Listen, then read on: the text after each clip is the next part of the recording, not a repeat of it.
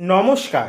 সামনেই আরেকটি কিন্তু আমাদের দুর্দিন শেষ হওয়ার দিন, অর্থাৎ ভৈরব জয়ন্তী 12ই নভেম্বর। যেই দিন আমি কিন্তু তারাপীঠ মহাশ্মশানে মহাযজ্ঞ করব, সেই দিন কিন্তু ভৈরব জয়ন্তী, অর্থাৎ কৃষ্ণপক্ষী অষ্টমী তিথি। ভৈরবজির কিন্তু বিশেষ প্রসন্নতার তিথি।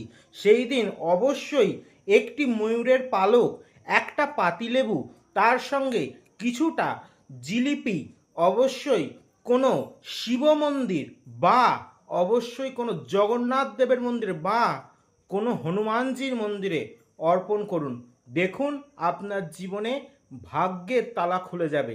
আর যদি সমস্যার সমাধান চাইছেন, সামনে কিন্তু 7 নভেম্বর আমি থাকছি গড়িয়াহাট চেম্বারে, 11 নভেম্বর আমি থাকছি শেওড়াফুলি চেম্বারে, এবং 12 নভেম্বর অবশ্যই আমি থাকছি মায়ের কাছে তারাপীঠে। এই তারাপীঠ মহাশ্মশানের 12ই নভেম্বরের যজ্ঞ যে কতটা গুরুত্বপূর্ণ, যারা এই যজ্ঞে অংশগ্রহণ করবেন, 45 দিনের মাথায় শ্রী অরিজিৎ কিন্তু মানুষকে কাজ দেয়।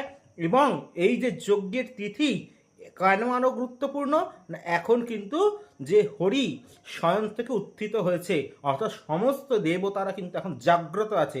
যদি কাজ পেতে চাইছেন, অবশ্যই বিশ্বাস, আস্থা, ভরসা নিয়ে শ্রী অরিজিতের সঙ্গে যোগাযোগ করুন। ভালো থাকবেন। জয় তারা, জয় মা তারা, জয় জয় তারা, হর হর মহাদেব, জয় গুরু বামদেব।